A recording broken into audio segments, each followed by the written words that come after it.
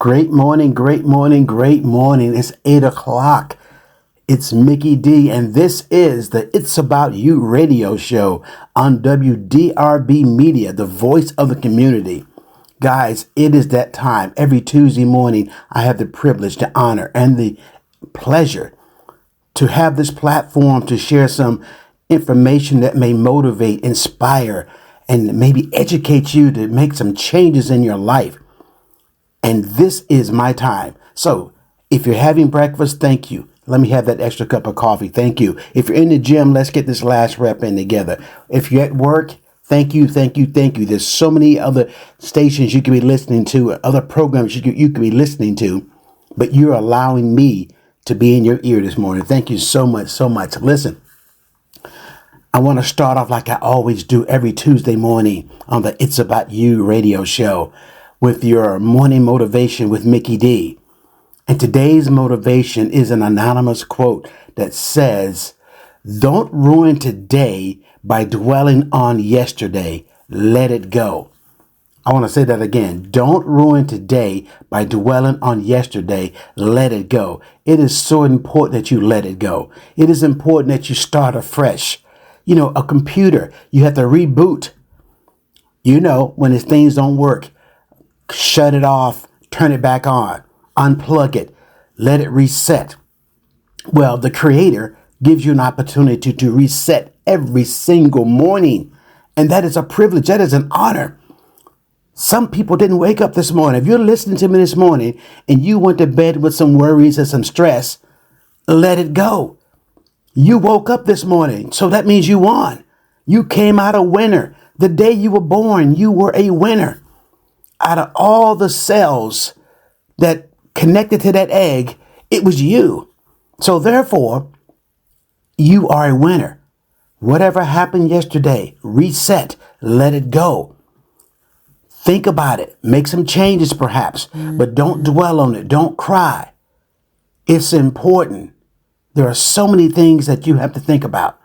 And I want you to not dwell on yesterday. I don't want you to think about so many other things that are distracting you and make you lose focus on today. Because today is, what will I do today that's going to make me better, change my life, help my finances, help my health, help my spiritual life.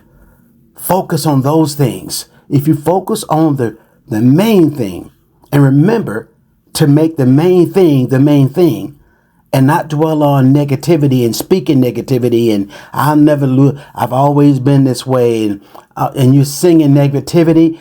Remember, whatever you focus on expands. Whatever you focus on will expand. So this morning, I want you to focus on your greatness, focus on your gifts, focus on your talents, focus on your ambition, versus focusing on negative things that are going to be so destructive in your life. And this has been your morning motivation with Mickey D here on the It's About You radio show here on WDRB Media, the voice of the community. And this morning motivation with Mickey D has been brought to you by MauriceMcDonald.net. MauriceMcDonald.net. Go to MauriceMcDonald.net and learn all about good health issues, especially with your gut health, because that gut is the key to your better health. Ladies and gentlemen, listen, I have a treat today in the studio. This information, what we're going to be talking about today, is a very sensitive topic, and a lot of people may have some feelings about it, or there's a stigma, or there may be some bad feelings about it, but it's something that needs to be talked about, and that's talked about, sex offenders. Because we hear this in the news, you hear a lot of things, and folks are demonized and all those types of things. Well, today we're going to have someone who is an expert in this field, who's been working in this field for many, many years. He's also someone I know, someone I trust, someone I highly respect. We've been professional colleagues for many, many years, and I just knew he was the perfect individual to talk about it. And that's Professor Tommy Lopez, and he is a person that, as I said before, we've worked extensively the years in areas of of domestic violence, but he also has his own private practice and he works with sex offenders. So, with that said, I'm going to introduce Mr. Lopez. Good morning, Mr. Lopez. Good morning, Mr. McDonald. Ah, Tommy. Yeah, we're gonna call it Tommy. Tommy and Maurice, that's who we are today. Listen, thank you so much for taking time out of your busy schedule to come in and to talk about this topic that is very dear to you and you have been involved in this. But first of all, if you would, can you give us a little bit about your professional background and what led you to specialize in therapy and those things of that nature? Okay. I guess I should start out, 30 years ago, perhaps. And then some. My first encounter working as a counselor, so to speak, I am a Human Services Board certified professional, and that's I have an HSBCP credential, and that is, I was teaching at Central Piedmont Community College in the Human Services program, which just happens to be where you and I were working together. But I was also a social worker with Department of Social Services in New York. I worked as a social worker and human services professional at a children's psychiatric hospital in New York back in the early 80s. I've worked with the Division of Youth and Family Services in New Jersey and with both Mecklenburg and Union County Social Services Department as a social worker, primarily working with Child Protective Services, Human Services, foster care, etc. Hand in hand with that, I had the opportunity of working with Dr. Ellen Ponton, who is a licensed professional marriage and family therapist.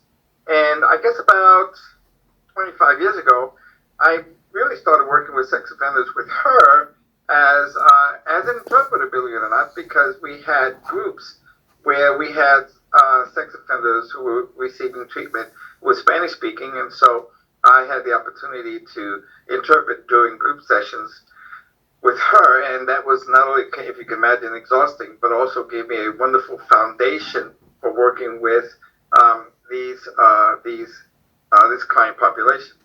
And so she inspired me to go on, and I became a licensed marriage and family therapist as well as a certified forensic counselor. So by God's grace, I have those three credentials. So that's some of my background. I taught at, like I said before, at Central Piedmont Community College, but I've also been teaching at Queen's University for the last maybe 15 years, maybe a little longer. So I've had multiple careers, multiple things I've been juggling all my life, basically. But as a human services professional, I am a licensed marriage and family therapist and a board certified human services practitioner, as well as a forensic counselor. Yes, indeed. You're right. You and I have been juggling many different careers together in that same path. That's true. That's true. Yes, I had the indeed. privilege of teaching with you at Central Piedmont, and you're just awesome to work with. So, but you know that. Ah, man, thank you for the kind words. Listen, this area, I know you have a private practice now as Correct. well that you are seeing marriage and family therapy. But the part about sex offenders, first of all, just this may seem a very easy question to answer, but maybe not. But basically, what is a sex offender? Oh my God! Talk about a broad question. You say it's easy. It's not. Um, you cannot lump everyone into a category. And when you hear the term sex offender, you immediately have this stigma, this sense, oh man, this must be the guys who walk around creeping out little kids and grabbing them and sweeping them away and molesting them. And yes, there are some of those. There are child predators. Now they fall under the umbrella of sex offenders, but that all sex offenders are not child predators. A lot of people don't realize that there by the grace of God go I. If I begin to look at myself as greater than someone else, then I lose my ability to help someone. And a sex offender is basically someone who has been involved in a sexual molestation and or offense of someone under the age of 18. Although there are, I'm not, that's one category. The other categories are, of course, people who are rapists and adults preying on adults or adults preying on disabled individuals. They are also go under the umbrella of sex offenders. There's just so many different categories. You have to look at the individual circumstance, situation, look at the laws as they apply in the states that where you happen to be working in, and then you try to define a sex offender. You also have to consider the category of the individual who has been a victim themselves, who were children who were molested, who grew up to become molesters. And so when you ask the question, what is a sex offender, you're talking about a gambit, a plethora of different people, and you can't lump everybody into one category. I hope that makes sense. Yes, it made sense perfectly because, I was being a little, I guess, facetious. And I said to make it easy because I know that was not an easy question because. Thanks a lot. Hey, but because I know that there are people who are listening right now who didn't know what you just said, and you explained it perfectly because you cannot take a broad brush. What I'm hearing you say, you can't take a broad brush and paint everybody and stereotype everybody in that same category, in this. So I think this is, and I chose to talk about this because I know we hear it all the time in the news. A sex offender lives in the neighborhood, those types of things, and they paint everybody with that same broad brush. It's interesting you would say that because yes, you're right about that same broad brush. And when you go to the internet and you look at sex offenders who live in your area, those are the ones, believe it or not, that you don't need to worry about because we know where they are. It's the folks that you don't know where they are. It's the folks and the perpetrators, be male or female, that you don't know who they are, who have not been caught, so to speak. Those are the ones you have to worry about. But the folks that you see on the internet with their pictures and the location of where they live, you know where they live. You know where they live. And they have strict guidelines of what they can and cannot do. And they're monitored and those types of things. And so, I mean, you just mentioned a very good point, too. You said female because there's a stereotype that they're all males. But they're not. Exactly. They're not. Oftentimes, yeah. And sometimes you will have family members, preying on other family members. And unfortunately, that the most sex offenders are predators of opportunity, and opportunities usually occur within the people that you know, and the primary people that you know are family members. Unfortunately. Right. I wanted to get into. There's so many questions I want to ask in a very little time, but listen. What are some of the biggest, I guess, ethical challenges you face in your line of work? And not just with sex offenders, even, I guess, in your private practice altogether. I know that we focus on that, but I guess some ethical challenges that you may face in that line of your profession. It's very interesting you mentioned that. The primary one that comes to mind is, of course, confidentiality. I am committed to, and my license indicates that I have to adhere to confidentiality. Now, what is confidentiality?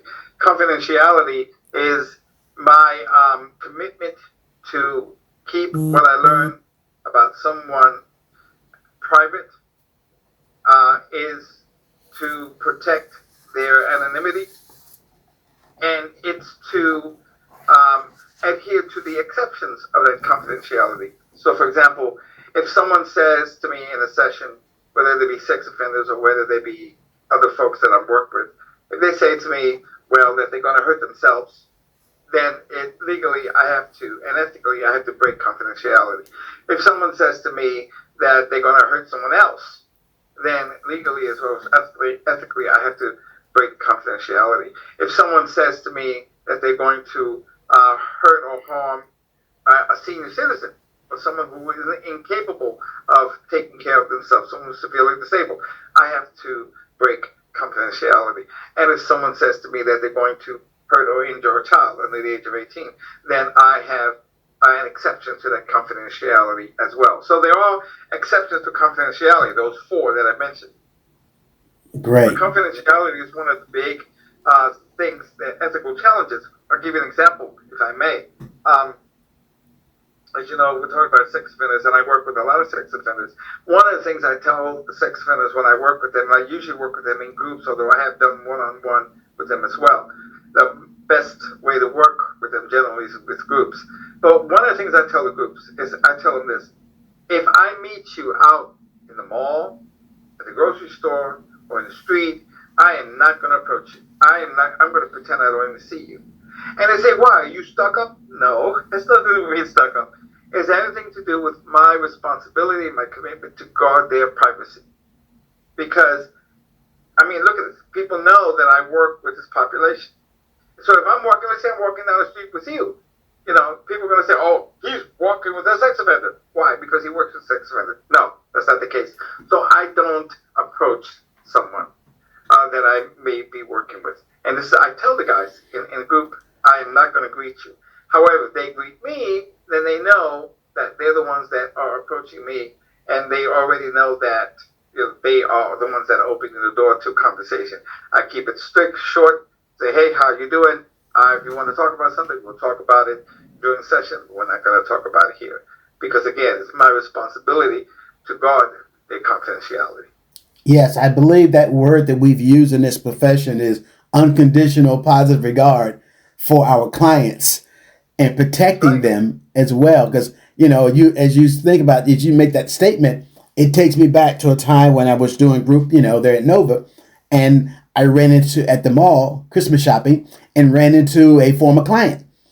And he saw me, and immediately he ran up to me, because he was with his wife. Now, mind you, he has gotten out of the group. He says he's doing better. The fact that he ran up and wanted to talk to me and wanted to introduce me to his wife and was talking about, hey, baby, tell him I'm doing good. You tell him, and I felt so awkward for her, and the look on her face, because she knows I know about him, and here we are in a store and lots of people around. So I quickly, and he wanted to, hey man, we got to get together, and obviously I could not do that.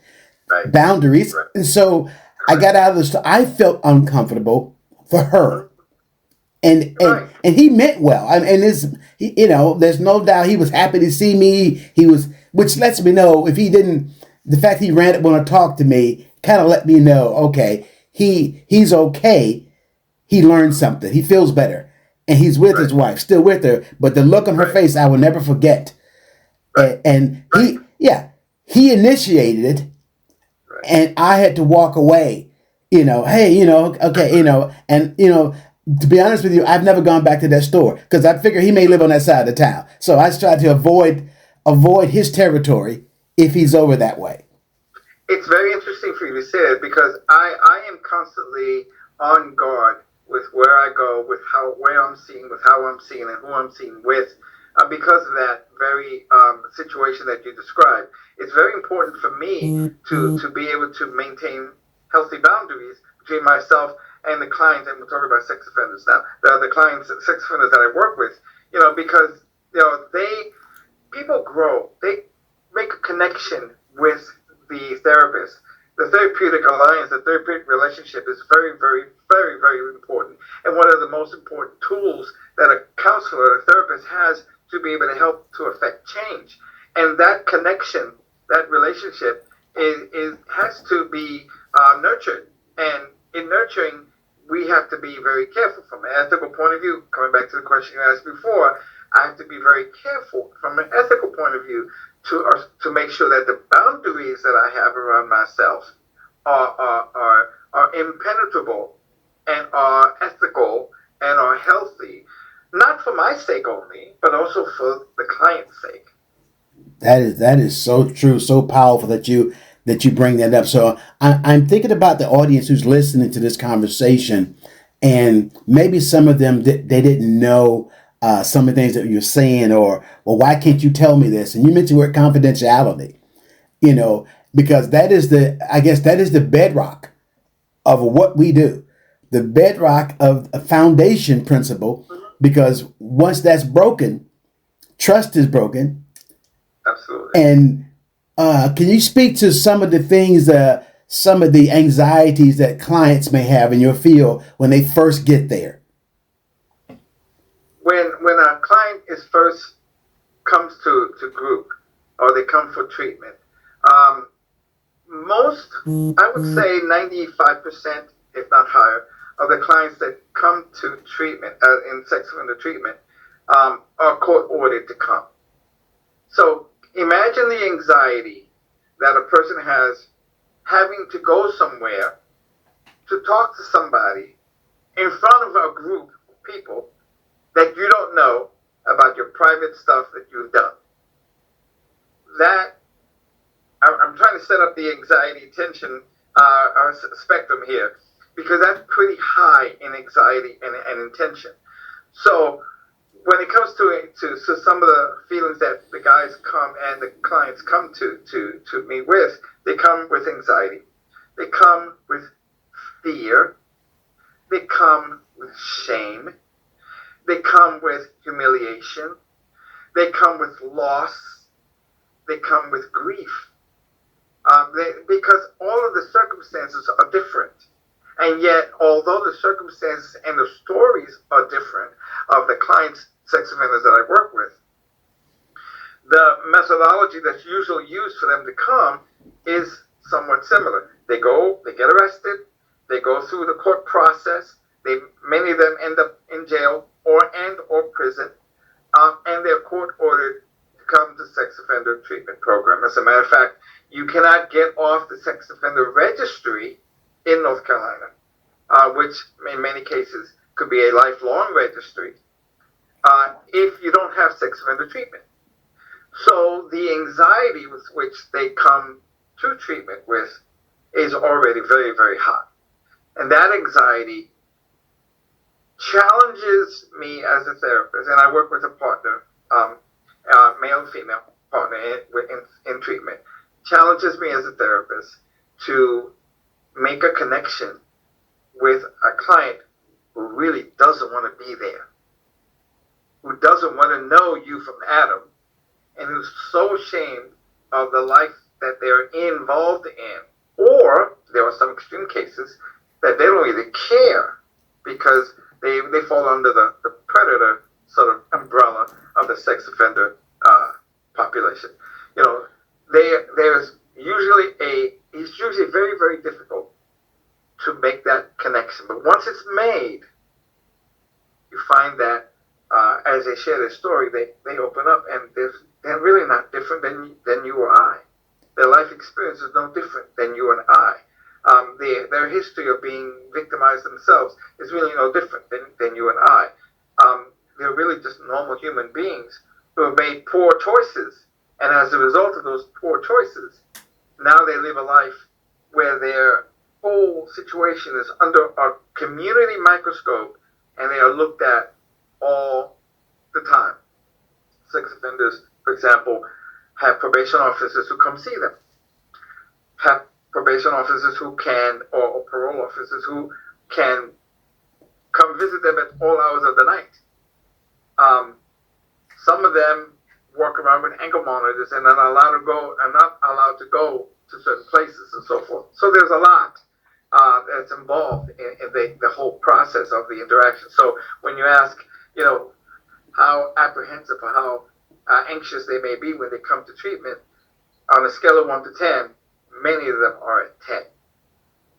Wow. Yes. And I'm again, as my listeners are hearing you say this, and I'm imagining for some of them it can be difficult to process from a theoretical approach that you're talking about, because there's this mindset of throw them in jail. Why are they getting out of jail? All those types of things. But this goes back to what you said before. You can't use that broad brush with every single individual. And you also said that about many of them may have been victimized themselves. Correct. Growing up, so about just in your in your experience or your professional opinion, what percentage you think of some sex offenders were offended themselves, or not offended, or they were victims themselves? They're victims themselves. A vast majority. I would say a good 90% of the perpetrators that have been sent that I've worked with in the last 25, 30 years that I've worked with, and Dr. Ponton would have better experience than me, and Dr. Tyson would have better experience than me, but I think their experience is somewhat reflective of the fact that a good 90% or more have been victimized themselves. Yes. Yes. And unfortunately, many of the offenders discover sometimes during the group process that what they saw as natural behavior from when they were little, they learn or they discover that, wow, they were victims themselves. I'll give you an example. I had a case where a guy, talked about his normal childhood life, and he shared it in openly. He said, "Oh yeah, man, I remember my mother's boyfriend would always come into the bedroom with us when we were asleep, and he would touch me, and I thought that was normal." Well, he thought it was normal, but when he learned after he got arrested that it was not normal, so yes, a lot of the victims don't even realize that they've been victims themselves. Yeah, and this is one of the reasons why it is so important. The work that you do is so valuable, because there's so many people who have been victimized at age 7 or 6, and now they're 40, and they've been walking around with this in them, as you said before. And so many of them could be the ones that are not caught yet, as you said, the ones that you should really be concerned about. That they're not in your group, and they're married with children, and they have been walking around with that, and especially being male. I don't want to go to counseling because that whole idea of there's nothing wrong with me, and the shame of going to counseling, even the stigma of going to counseling itself it's so interesting that you say that. You're right. It's so interesting that you say that. Our culture, whether you're black, white, or Hispanic, our culture teaches men that to go to counseling is a sign of weakness, that to go to counseling is shameful, that to talk to somebody else about your private stuff, you never talk about private stuff, to anybody outside the family. And that stigma that we've been taught, that mantra that men have been taught, keeps men historically quiet and living in their shame and emotionally oppressed, because we don't have an avenue to use to be able to have a conversation. You mentioned NOVA before. I don't know if your listeners know what NOVA is, and it's New Options for Violent Actions. It's a domestic violence program, which I happen to work with as well. But one of the things in not just domestic violence groups, but with sex offender groups, because the vast majority of perpetrators are men, and they are. Not only men, but there are women too, but the vast majority of perpetrators are men. We don't have an avenue to talk to someone. And believe it or not, one of the most therapeutic things that occurs in the group process is that men discover, wow, I don't have to live in shame. I can actually talk to somebody who's not going to condemn me, who's not going to shoot me, who's not going to put me down for my quote-unquote weakness. They're going to accept me for who I am, and maybe I can discover that I can be better. And so the group process helps the change and growth process of an individual when they come into group. And this is what I found that happens with sex offenders. Their thinking has been skewed, has been hurt, has been damaged by their life experience. And so they're able to learn. One of the things we try to do in group is to help men and group members, whether they're male or female, learn to adjust the way they think. And we help them adjust the way they think by making a connection with how they think, how they feel, and what they do. Wow. Those three things, thinking, feeling, acting.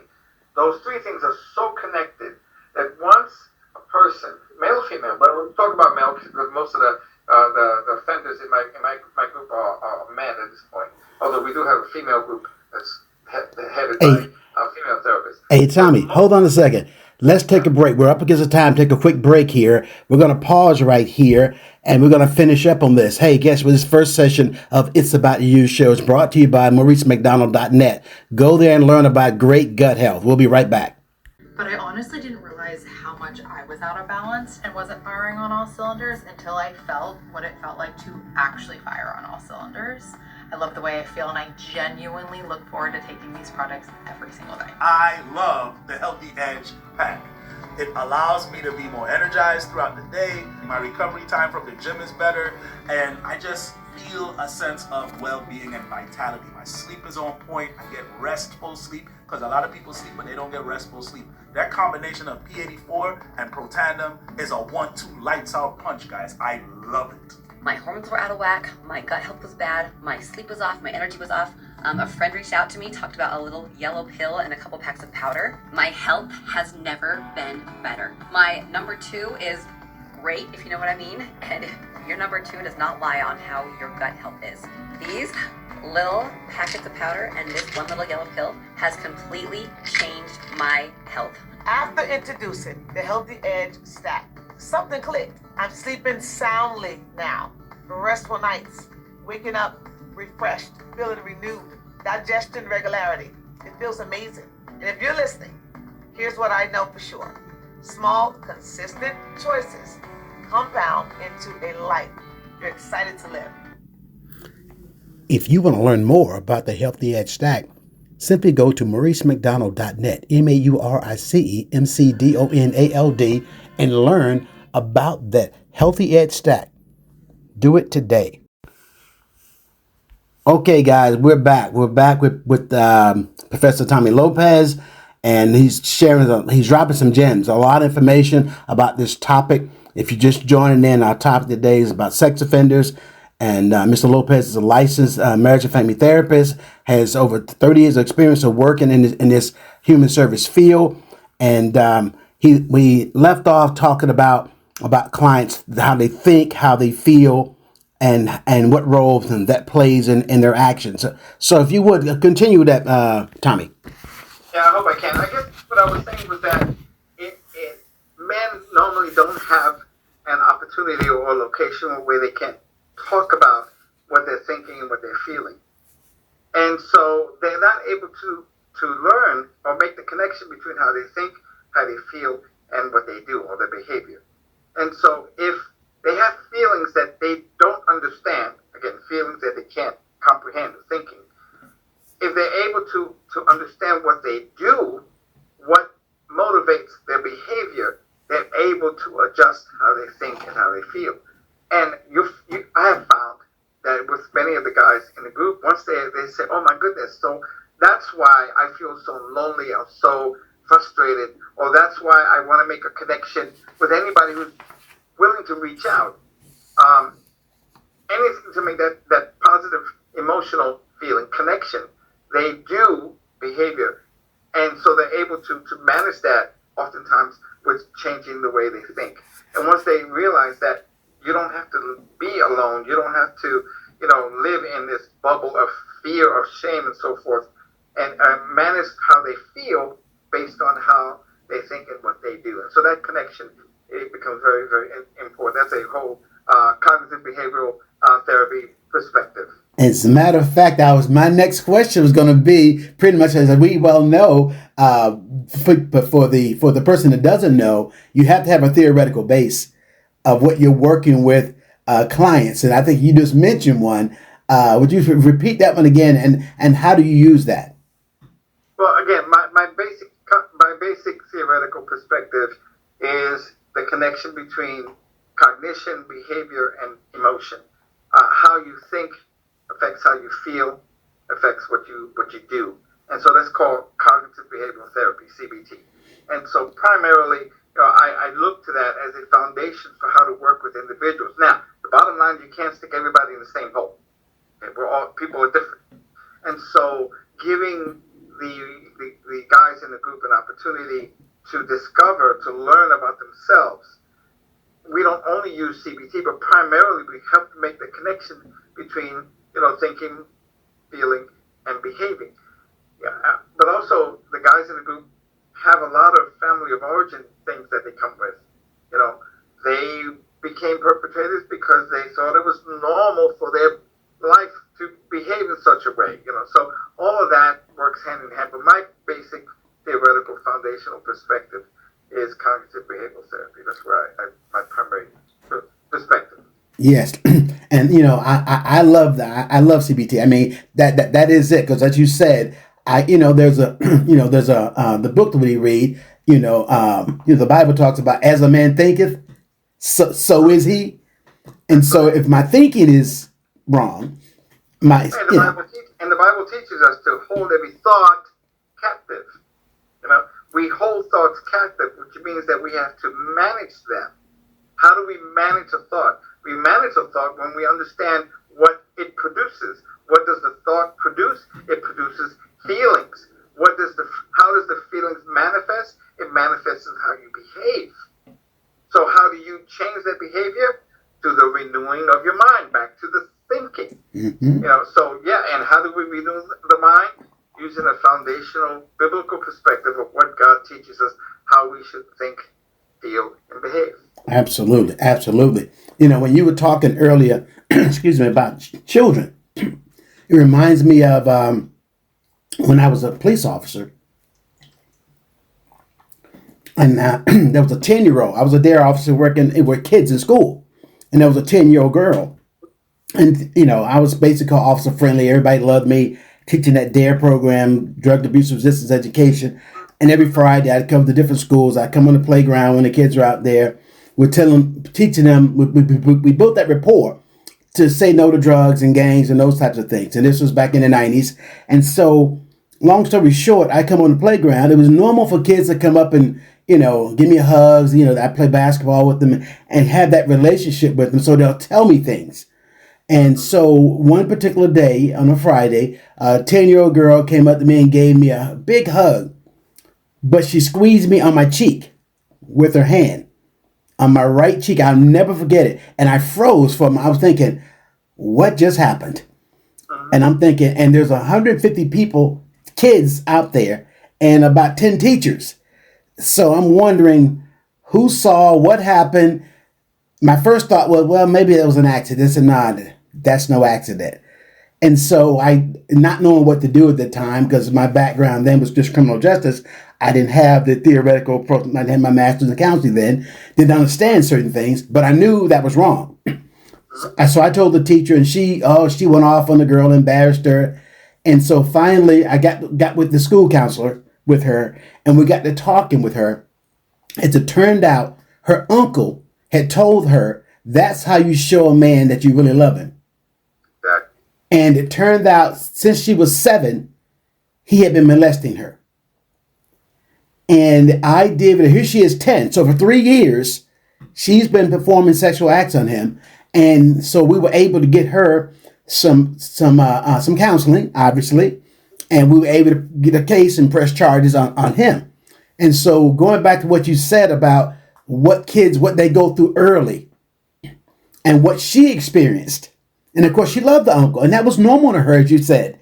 And I look back at that, and for me, I often wonder what other issues she may have had. Because, the family pressure. Oh, you made up a lie on the uncle. He has to go to prison. It's your fault. Over the years, I imagine she may have had some issues along those lines. And look at the cycle there, because the cycle is, this happened to be a female child with a male uncle who perpetrated sexual abuse on this female child. Well, let's look at it from this male uncle's perspective, who is now a sex offender. Okay, he got pressed charges. He got arrested. He went to prison. He came out of prison. He comes into a sex offender treatment group, and he learns that's what happened to me when I was little. That's what I was taught. That's how I showed love.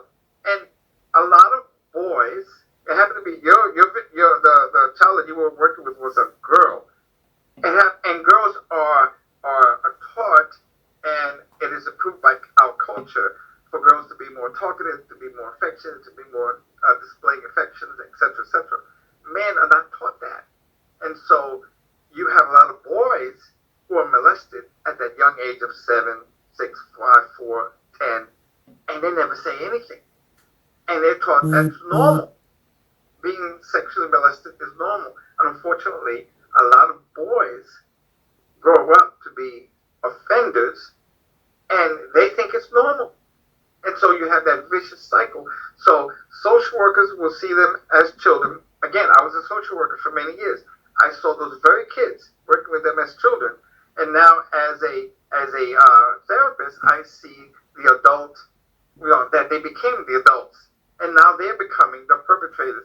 And so I have been able to see the entire life cycle, the lifespan of how that has occurred, not only to children that end up in foster care, unfortunately, but also to the adults who end up in prison as a result of the entire behavior of being a sex offender and a victim, etc. Powerful, powerful. So let me ask you something. What role do family involvement play in the rehabilitation process of a sex offender, if any? Now that's also a very difficult question because it depends on the family structure, it depends on the family history, it depends on the family commitment. I'll give you an example. I had this one guy who was brand new to group. He'd just been in group twice. And his demeanor is, he's angry, he puts his head down, he doesn't like to talk, doesn't want to participate. And I had to work very hard to draw him out. And the way I was able to draw him out was to challenge him to keep a journal, and in the journal, write down a few sentences every day to his 2 and 5-year-old child that he's not going to be able to see until they turn 18 because of his conviction as a sex offender. And he is so distraught about losing connection with his children.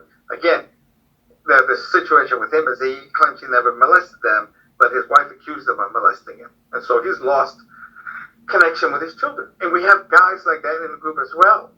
We have, like I said, the entire gambit of the perpetrator who is a victimizer to the guy in a sex offender group who was accused of doing something, who may or may not have done it. We don't know yet. In this particular case I'm thinking of, brand new case, we don't know whether he did it or not, but he has been lumped into the sex offender category. Okay, so he is angry, he's distraught, he's closed in, he doesn't want to make any connections because he cannot talk to his children until they turn 18. He's been court ordered, he has to stay away from them completely. So he wants to desperately maintain a connection with his children. Why? Because, hey, he loves his children. So I suggested to him, why don't you keep a journal? And every day, write your children a sentence. They're not going to be able to read it. They're not going to be able to understand it now. But when they come looking for you, when they turn 18, they'll say to themselves, wow, my daddy thought about me. At age 2, when I didn't remember him, my daddy thought about me. And that helps maintain that connection over time. It's sad. That sounds like a very sad case, but it is one of those that is lumped in as a sex offender. Okay, did he do it? Did he not do it? I don't know. My job is not to judge him. My job is to help facilitate his growth and change process. I'm sure the audience is listening and hearing you say this, but the picture that you're painting is, like you said, he's got feelings, he's got emotions, he's just like us. Mm-hmm. And there's so many men, I've often said that in this field, that most men have a little boy that's hurting inside of them. He's a grown man, but there's some childhood trauma, things he's gone through, things he's experienced, that the culture did not allow him to talk about early on. And now the picture you just painted, I imagine you see some men crying in group. I've seen it happens all the time. And because you're peeling back some layers, some things that have been covered up and we haven't talked about, and now the emotions part of it. And when you mentioned about the children, I can imagine a man who desperately wants a relationship with his children, but cannot have it for 18 years. Correct. And the thought of that means they won't know me, they're going to hate me. And that idea of getting them to write onto journal and to put it pen to paper, I can imagine is difficult, but yet very rewarding for him. Imagine. When I proposed this to this particular client during group, he had his head down. He was angry, and this is only his second session in group. He had his head down. He was angry, and at the end of the session, he put his head up, and I asked him, "Would you consider writing to your children, even though you know they're not going to be able to see it today, tomorrow, or for the next 16 years until they turn 18? But would you consider what that would do for them to be able to look back and say, wow, my daddy really thought about me. My daddy did not abandon me." He was in tears. He came into group starting angry, pissed off, aggressive demeanor, and he came out of group in tears. Because whether he was guilty or not, that's not the issue. The issue is that he had an opportunity to confront, connect with his emotions, which he couldn't even think of previously. And so his action was one of emotional relief by releasing tears, which men do not do in our culture. It's not encouraged for men to do in our culture, but in our groups, we provide a safe environment so that men can do that and discover how they think, feel, and behave. Yes, as I hear I just can imagine the other men who hear his story, and they themselves have the same feelings he had. They're angry, they're pissed off, and some of them may be angry, but they're not showing their face. But inside, they feel that way. I just can imagine I'm seeing the benefit now. I think of having a group. And let me tell you that the power of having a group. The power of having the group is that the men there are all going through the same process of growth and change. They're all going through the same process. These particulars are different and unique, specific to them, but the process is the same. The power of a group is that I am not there telling them how they should think. That's not my job. I'm not teaching them how they should behave. That's not my job. I am there facilitating and opening the process for them to make the connection themselves of how they think, how they feel, and how they're going to behave. And guess what? They learn from each other much more so than they can ever learn anything from me. Because again, I say, there by the grace of God, go I. I'm sitting there in the process of the group, and I'm facilitating how they grow and change. That's what my job is. Not to teach them, which is why it's a group and not a class. The group is the power in itself. A class is where you sit down and you teach people how to think. Teach people 1 + 1 = 2. But no, in the group process, you talk about, really, does 1 and 1 equal 2? And the reality is sometimes it doesn't. One rabbit and one rabbit does not provide 2 rabbits. It could provide 10. Who knows? I'm joking, but the process of growth and change is what's valuable here. Yeah. Do you find well, first of all, how long are the groups? Okay. Our groups are an hour and 15 minutes, and some of the group members are involved in group sometimes until they get off probation, which could be several years. Sometimes for the rest of their life.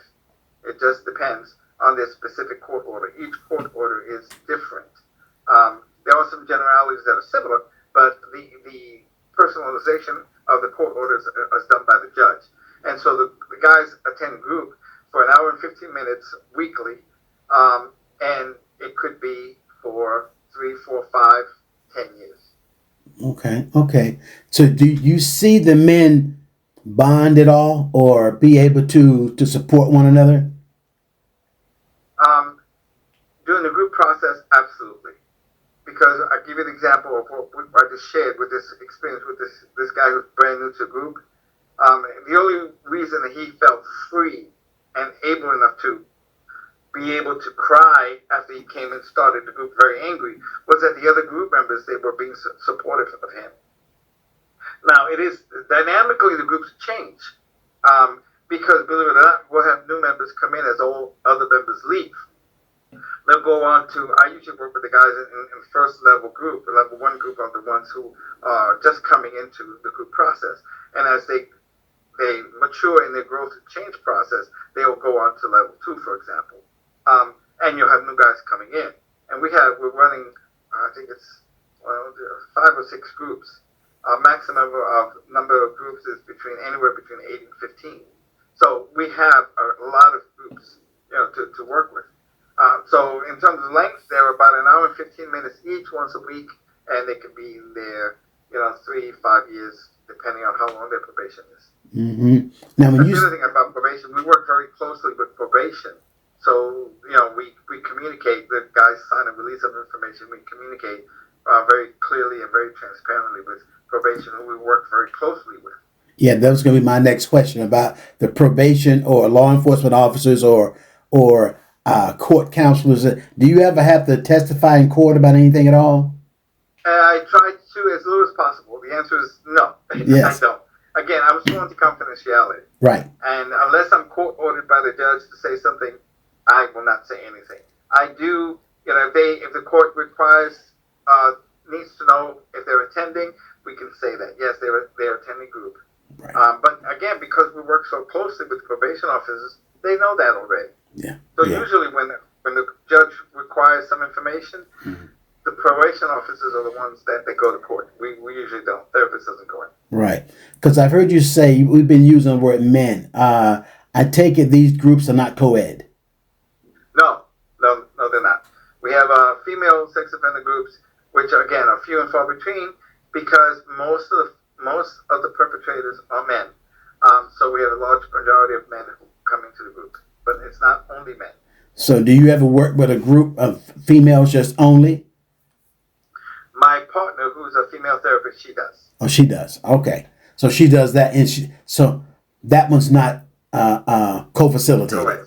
Okay. That was not co-facilitated. Okay, and it's a smaller group, smaller number. Much smaller.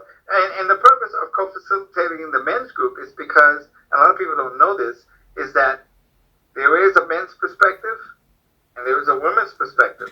And you know something? Both are valuable. They're both needed to make a whole clear perspective. You cannot have just one or the other. You need both. Yeah, so I believe that will be very valuable for those men to hear a woman's perspective. It is. And maybe in their lives, the male culture doesn't lean itself to want to listen to women. Correct. The male culture, it's interesting you would say that, because the culture as a whole devalues the perspective of men and values the perspective of women. However, when it comes to sex offender treatment, men don't have the opportunity to share their perspective, so they get greater value in terms of growth and change from speaking with male therapists as opposed to female therapists alone. Right. So I want to ask, what are some of the challenges in preventing the recidivism among sex offenders, and how do you address this in your practice? Tough question, I know. Yeah, because again, you're asking for a generality. How do we prevent recidivism when each situation is so unique and so specific? We work with the perpetrators, the offenders, as a group in the group process, and at the same time, we customize the treatment for the individual so that they can grow and change on a one-on-one basis. So when it comes to recidivism, for those that your listeners that may not know, recidivism is basically coming back again into and reoffending. The reoffense rate can be pretty high depending on the method of treatment. I don't have numbers on recidivism, so I can't give you percentage-wise numbers on recidivism. I think the best place to get those kinds of numbers are from the courts themselves, and the courts will probably tell you the recidivism rate is pretty high. And I think that the way I look at it is this way: if one is saved, then I've done my job. If I can keep one of the guys from reoffending, then that's worth it. But praise God, our rates are higher than just 1%. Yes, yes, it is. And you're right. You know, I know when I think about this, everything is so individual. Um, but having a man to come out of the group, first and foremost, to think and to know he has feelings and to process, and realize, hey, what I did was wrong, and I gotta change my whole mindset. So you'll have, yeah, go ahead. It's interesting you say that because one of the first things we do with the guys when they come in is that we want them to share what they did specifically to get into the group. Not what they were accused of, not what the court papers say they said they did, what they actually did. What are they taking responsibility for themselves for? I found at the beginning of the process, most of the perpetrators, most of the offenders, are very general about what they did. Oh, I got accused, or the court says I did this. No, no, no. I want to know what you did.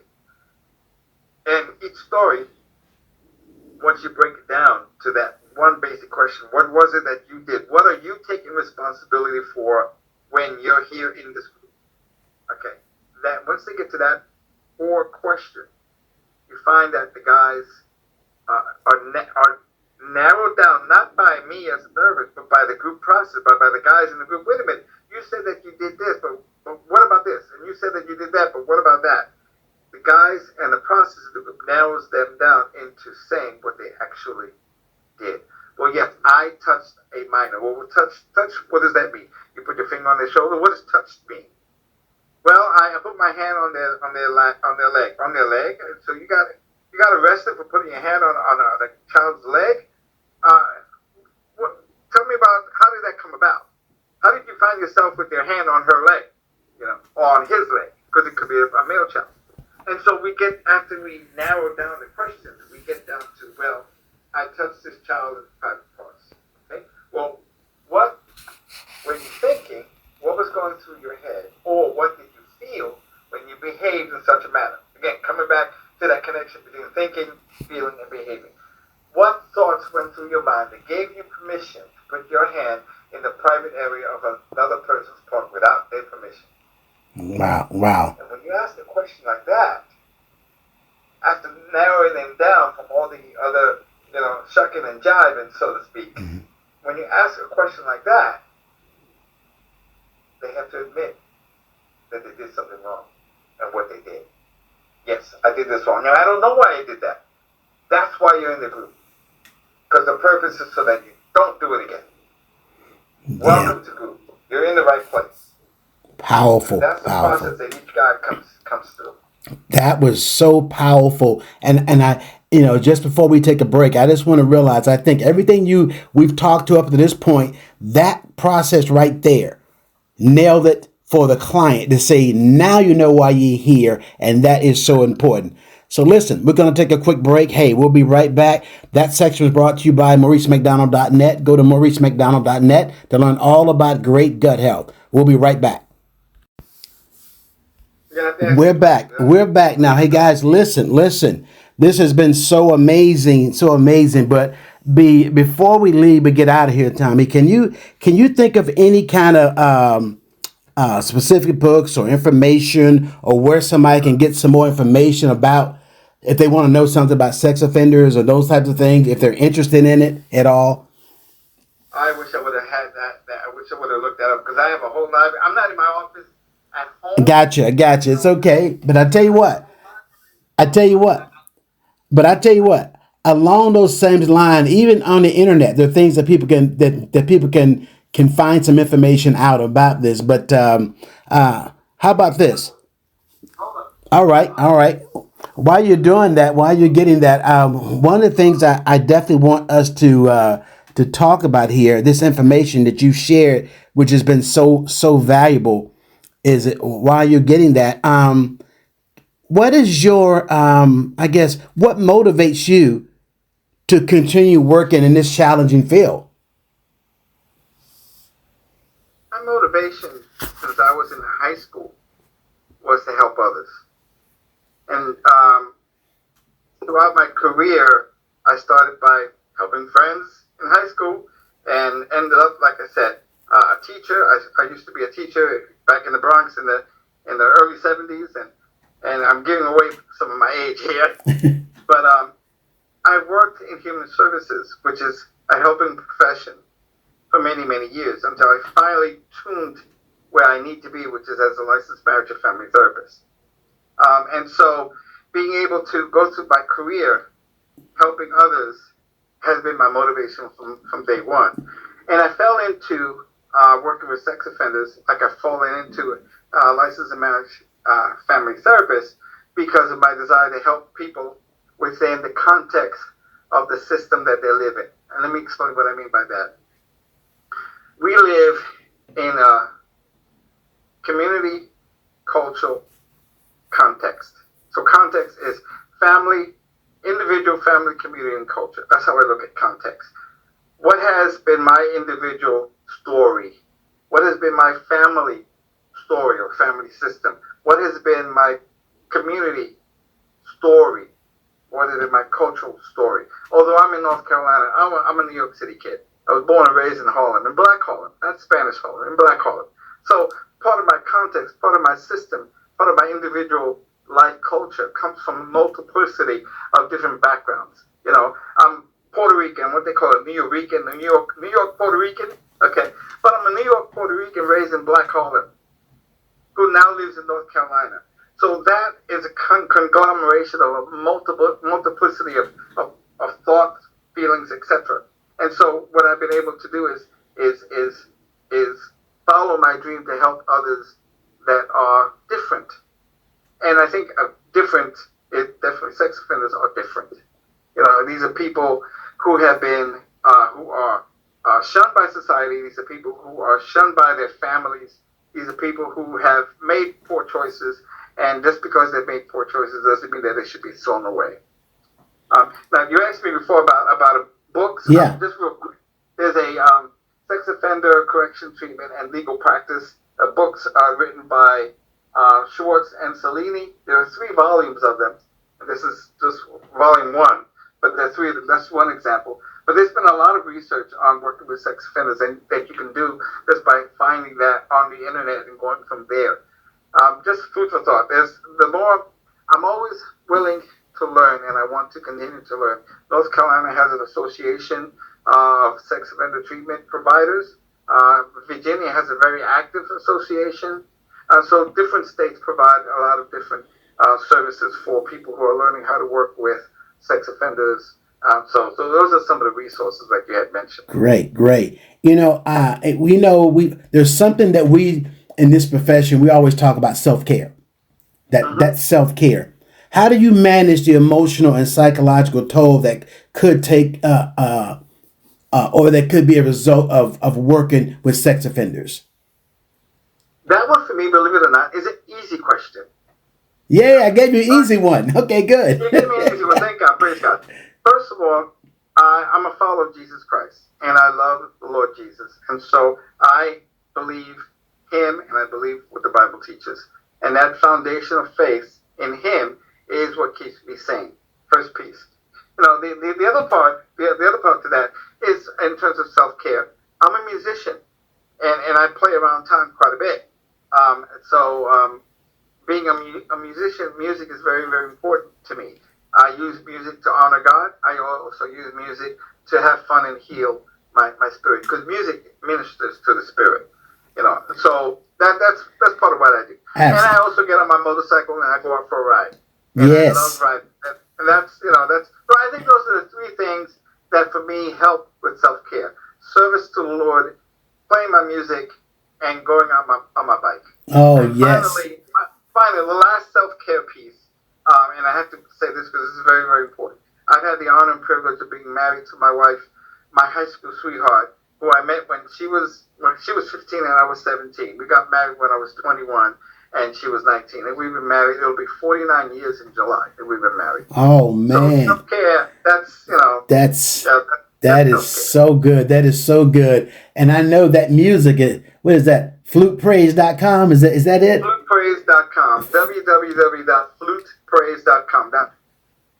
Yes, that is Something the like that, yeah, that is so Find me on powerful. YouTube as well.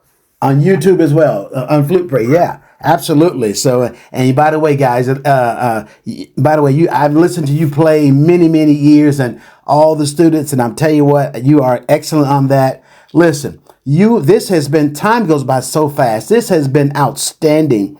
To talk about this, and I so thank you for taking time out of your schedule to be a part of this show, to share this information. Guys, listen, again, this has been Mr. Tommy Lopez, who's been Dr. Lopez. I'm going to call him that anyway. But no, they've got, yeah, I keep trying to tell him get his PhD, but he says, no way, no way, he's done. But listen, this has been great. This show's been brought to you by MauriceMcDonald.net.